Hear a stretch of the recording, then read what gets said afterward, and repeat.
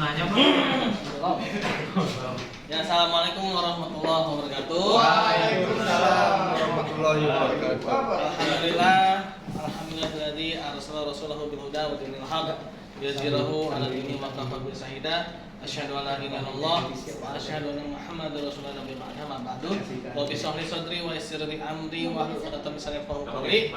Allahumma shalli ala sayyidina Muhammad wa sallim Muhammad kama shallaita ala Ibrahim wa ala Ibrahim wa barik ala sayyidina Muhammad wa sallim Muhammad kama barakta ala sayyidina Ibrahim wa sallim Ibrahim fil alamin innaka Majid. Yang lain mana? Mati. Iya, Pak Ustaz Pak, udah gitu aja saya. Iya. Kedengeran ya, udah kecil kan? Iya. Baiklah teman-teman, sebelumnya saya ucapkan terima kasih kepada Bapak Heksawan Rahmadi SAKT MSI dan teman-teman semua ya. Pada kesempatan Library Talk kali ini saya sebenarnya membahas mengenai salah satu buku Sirah Nabawiyah ya, karya dari Dr. Ait Al-Qarni ya. Beliau adalah penulis yang cukup terkenal ya, yaitu buku pertama beliau kalau nggak salah itu ya Cambuk Hati Latahzan ya. Latahzan. Nah, itu buku pertama beliau kalau tidak salah ya. Isinya tentang motivasi ya, agar kita dalam kehidupan ini tidak mudah berputus asa ya. Karena dalam ayat Al-Quran dinyatakan bahwa orang-orang yang berputus asa itu adalah orang-orang kafir ya, hanya orang-orang kafir saja yang berputus asa dari rahmat Allah Subhanahu Wa Taala ya. Nah, jadi kita tidak boleh berputus asa dari buku yang Latahzan tersebut ya. Nah, ini adalah salah satu karya beliau yaitu Sirah Nabawiyah ya. Nah, sebelumnya saya ingin menyampaikan bicara Sirah Nabawiyah itu banyak ya teman-teman ya. Jadi saya bawakan tiga ya. Tiga saja ya, tadi saya mau bawa 4 cuman satu lagi ketribol atau apa lupa di mana gitu ya, satu lagi ya. Nah, akhirnya saya bawanya 3 ya. Yang pertama ini mungkin saya sedikit ingin intro dulu ya tentang Sirah Nabawiyah ya. Yang pertama ini adalah Sirah Nabawiyah Ibnu Hisham. Ini adalah penulis sirah paling klasik ya, paling awal ya, walaupun sebenarnya Sirah Nabawiyah yang paling awal itu adalah Ibnu Ishaq ya. Penulis sirah yang pertama kali itu adalah Ibnu Ishaq. Nah, tapi Sirah Nabawiyah Ibnu Ishaq itu ternyata kalau dibilang menghilang gitu ya, menghilang dari peredaran. Nah, akhirnya ditulis kembali oleh Ibnu Hisham ya. Sebenarnya Ibnu Hisham ini beliau mengambil mungkin ada sekitar 90% yaitu dari Ibnu Ishaq ya. Nah, Sirah Nabawiyah sendiri yaitu adalah sebuah kalau dibilang tuh pembelajaran ilmu pengetahuan ya pada masa era tabi'in yaitu para pengikut setelah sahabat Rasulullah SAW. Bahkan Husain ya, Hasan dan Husain yaitu cucu Rasulullah, mereka mempelajari Sirah Nabawiyah itu sebagaimana mereka mempelajari Al-Quran ya. Nah, sirah yang pertama kali ditulis itu adalah pertama kitab Al-Maghazi ya. Kitab Al-Maghazi itu sebenarnya artinya peperangan-peperangan. Nah, tapi di dalamnya itu tercatat sirah Rasulullah SAW ya. Nah, penting mempelajari sirah. Kenapa? Karena Al-Quran sendiri ya itu hampir 2/3-nya lebih ya itu bicara tentang sirah ya. Tentang sirahnya sirahnya Nabi Musa alaihissalam, sirahnya Nabi Ibrahim alaihissalam ya. Nah, itu semua bicara tentang sirah ya. Bahkan ya Rasulullah SAW sendiri ya sering sekali menganalogikan kehidupan beliau itu dari sirah-sirah yang ada di dalam Al-Quran. Contoh ketika Abu Jahal ya, Rasulullah SAW itu mengatakan Abu Jahal itu adalah Fir'aunnya zamanku ya. Nah, Rasulullah tahunya Fir'aun dari mana? Dari Al-Quran ya. Jadi menganalogikan itu kehidupan sehari-hari itu dari sirah ya. Nah, itulah ya pentingnya kita belajar sirah. Dan juga mungkin sebenarnya ya ketika kita belajar sirah itu mungkin belajar agama. Saya sering sekali mengibaratkan belajar agama itu seperti kita melihat ya, bagi orang yang belum mendalami agama itu seperti orang yang melihat sebuah lautan dari atas ya. sebuah lautan itu dari atas memang terlihat cantik ya. Lautan itu dari atasnya aja ya, mungkin kita akan merasa refresh ya, kita akan merasa menghilangkan kepeningan gitu ya. Kalau yang pusing-pusing ke pantai kan enak tuh ya. Nah itu seperti orang yang baru belajar agama, atau mungkin baru belajar sirah ya, atau yang baru mempelajari sesuatu. Nah itu menurut saya tuh seperti itu ya.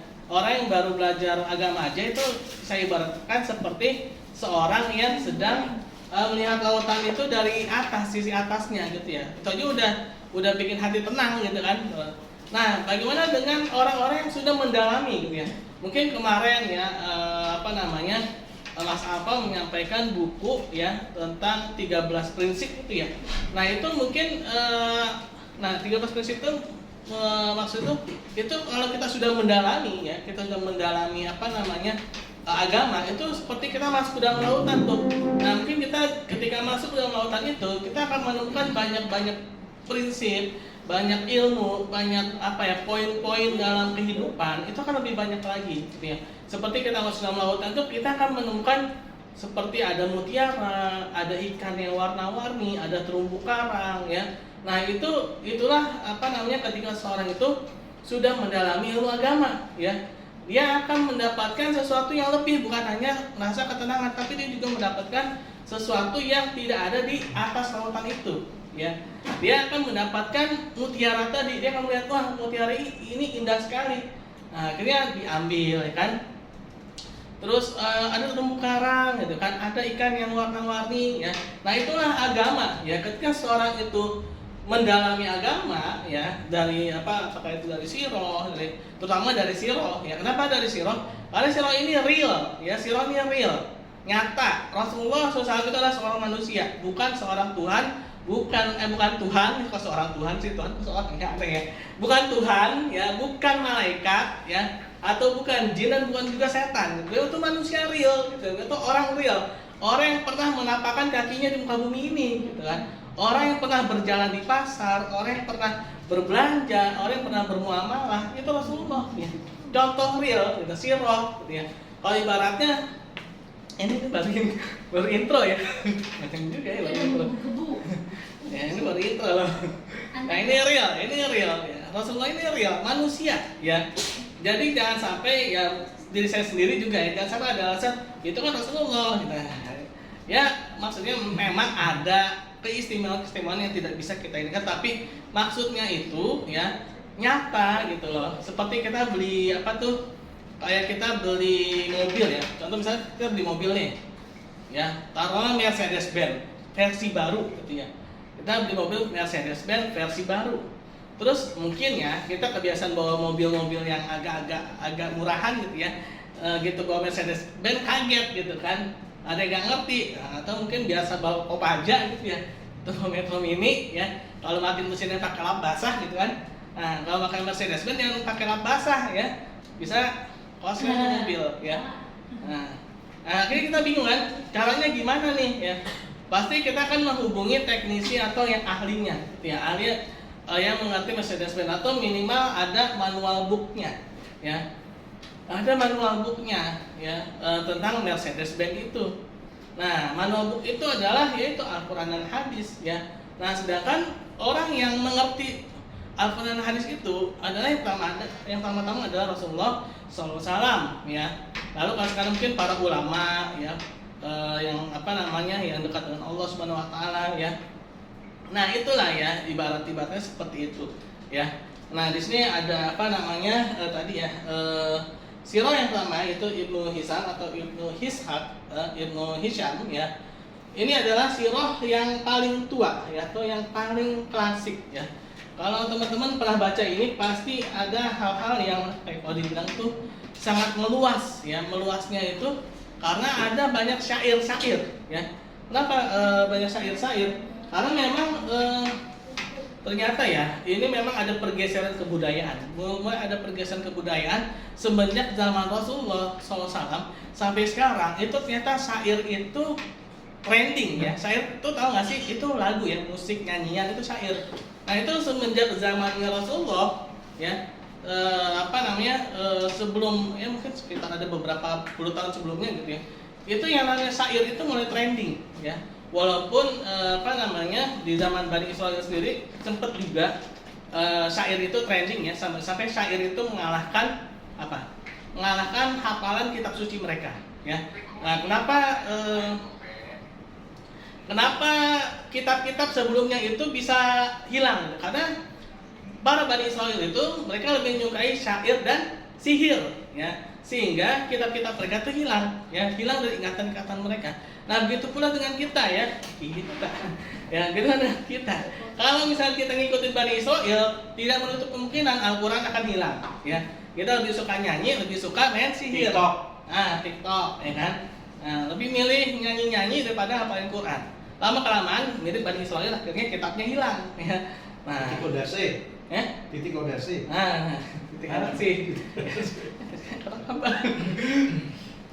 Ya, jadi seperti itu ya. Ya jangankan kisah Nabi mereka gitu ya. Bani Israil itu jangankan kisah Nabi mereka. Mungkin kitab mereka aja udah lupa gitu loh. Kitab mereka aja tuh udah lupa gitu. Kenapa? Karena mereka lebih suka syair. Ya, syair dan sihir itu kan. Nah, akhirnya terus berjalan ya. Nah, syair-syair itu pun berkembang ya. Sampai-sampai sebagian syair itu ya, bahkan saya kemarin sempat ngaji juga, seorang ustadz itu mengatakan bahkan di kalangan jin sekalipun ternyata juga mengembangkan syair ya. Nah, ini ada istilahnya informasi ya, ternyata kalau sekarang kan kita viral itu pakai medsos ya. Kalau zaman dulu tuh viral itu pakai Ka'bah ya. Kalau zaman dulu itu viralnya pakai Ka'bah. Nah, caranya gimana? Jadi syair-syair itu diperlombakan ya. Syair-syair itu diperlombakan. Lalu yang menang lomba masuk nggak sih? Masuk? Oh, betul ya? Iya. Oh, masuk sih. Apa-apa rekam tapi mulai penuh. Tadi ya, jadi diperlombakan syair-syair itu ya. Dari kalangan dari kalangan jin dan manusia ya. Dan yang menang itu tempelnya di Ka'bah ya. Nah, Ka'bah itu adalah tempat ibadah seluruh umat manusia ya. Bukan cuma orang Islam doang loh awalnya. Yahudi, Nasrani itu semuanya ke Ka'bah awalnya ya. Nah, walaupun akhirnya mereka ada pergeseran pindah ke mana gitu ya, itu ada sejarahnya ya. Tapi awalnya memang mereka itu Ka'bah. Jadi setiap musim haji ya, mereka itu tawaf ya. Dan mereka akan melihat syair-syair yang menang itu. Gitu, lihat syairnya siapa nih, si A gitu ya. Wah, si A tuh akhirnya viral ya kan. Si A itu diketahui seluruh umat manusia sedunia. Ya, dari mana? Dari Ka'bah. Ya, kalau kita dari TikTok, dari Facebook, dari apalagi snack video ya, terus nah itulah ya kan sekarang ya. Kalau dulu itu dari Ka'bah ya. Jadi mereka terkenal dari Ka'bah. Nah, oleh karena itulah jadi Sirah Nabawiyah yang ditulis oleh Ibnu Hisham ini ada banyak syairnya, ada beberapa syair-syair yang mungkin itu bagi orang yang belum biasa baca ya, dia akan jadi kurang fokus gitu ya, karena terlalu meluas ya. Kalau di Ibnu Hisham ini ya, walaupun sebenarnya ini adalah dijual nggak? Boleh Pak di toko terdekat Pak. Toko terdekat bisa di nomor yang di bawah ini ya. Nah, jadi Ibnu Hisham ini memang dia mengambil hampir sekitar 80-90% itu dari Ibnu Ishaq ya. Ibnu Ishaq itu adalah orang yang pertama kali menulis sirah ya, kalau dibilang itu kan sirah ini sendiri sempat menghilang karena takut bercampur dengan ini ya, dengan Al-Qur'an ya. Penulisan sirah sendiri itu juga sebenarnya tidak langsung ya. Hadis pun juga gitu kan, tidak langsung ya. Tapi dimulai oleh Ibnu Ishaq ya, Nah, lalu Ibnu Ishaq sendiri pun sirahnya sempat menghilang dan ditulis kembali oleh Ibnu Hisham ya. Nah, di Ibnu Hisham ini salah satu kelebihannya adalah adanya syair-syair yang mungkin bagi orang yang males baca gitu ya. Ini banyak amat syairnya ya. Kadang-kadang tuh intinya tuh segini ya, tapi syair itu segini. Nah, akhirnya jadi bagiannya agak kurang fokus gitu, bagi orang-orang yang to the point. Anak-anak zaman sekarang kan rata-rata to the point ya. istilah tuh nggak mau bertele-tele gitu kan. Apa sih intinya gitu kan? Intinya apa? Pengendalian diri ya, karena masih banyak jangan nah jadi itu ya, pengen tuh intinya gitu kan. Nah itu ya, jadi memang kalau ini sebenarnya ada dua ya teman-teman ya. Ini yang jilid 1, yang jilid 2-nya ada di rumah ya. Ini dia ada 2 jilid. Jadi kalau orang-orang dahulu ya, yang namanya satu kitab itu bukan satu buku teman-teman. Itu bisa berpuluh-puluh buku itu namanya satu kitab ya. Contoh misalkan kayak Ihya Ulumuddinnya Imam Al-Ghazali. Itu kalau penerbitnya si A gitu ya.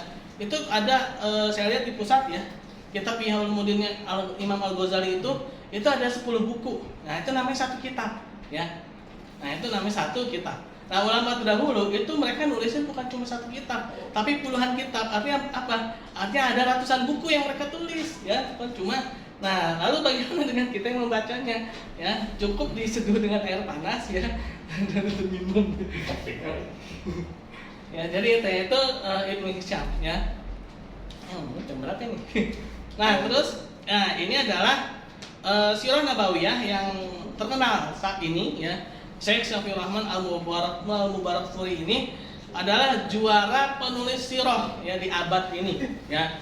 Juara penulis sirah yaitu Syekh Abdul Rahman Al-Mubarakfuri ini ya, beliau terkenal akan bahasanya yang begitu sastra, yang memiliki bahasa yang begitu sastrawan. Minimal kalau kata Ustadz Asep Sobari ya, orang yang ingin membaca kitab sirah itu minimal baca ini ya. Baca ini, dan itu pun jangan cuma sekali baca, tapi berkali-kali baca ya.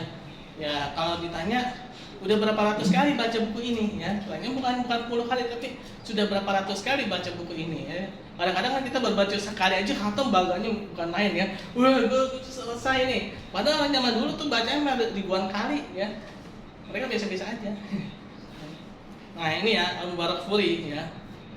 Nah, ini cukup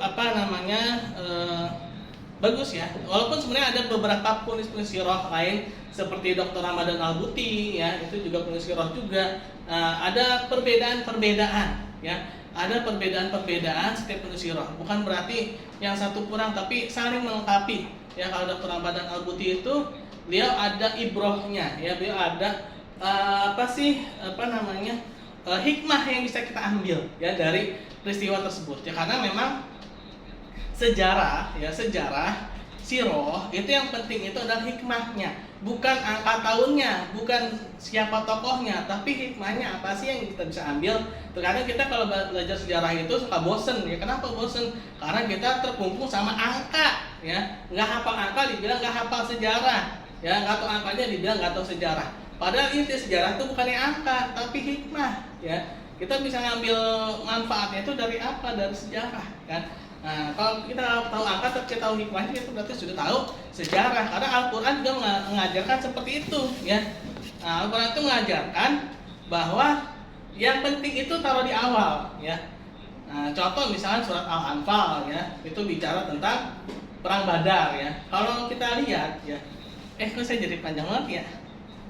Apa ini? Belum masuk ke sini. Iya, nggak apa-apa, nanti dilanjut lagi. Ya, jadi gini. Nanti lanjut lagi habis Jumatan. Sendiri. Apa mending gitu aja rekam gitu. Oh iya. Oke, start Sendiri juga. Oke, mungkin saya lanjutkan sedikit lagi. Ini baru intro.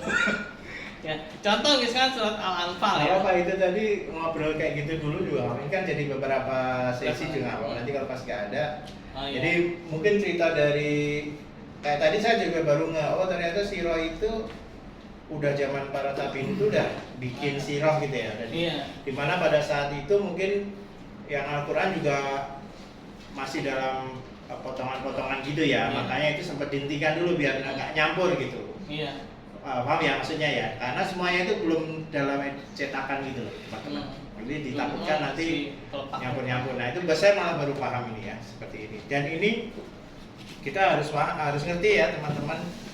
Walaupun mungkin teman-teman anggap ini nggak penting banget nih kayak gini, nggak juga. Ini kalau seseorang itu mengidolakan, menganggap dia sebagai model itu kalau teman-teman lihat anak-anak zaman sekarang itu semua wujudnya BTS itu dia tahu. BTS apa? Dia tahu dari pakaiannya yang ini tuh sukanya apa, sampai detail-detailnya tahu.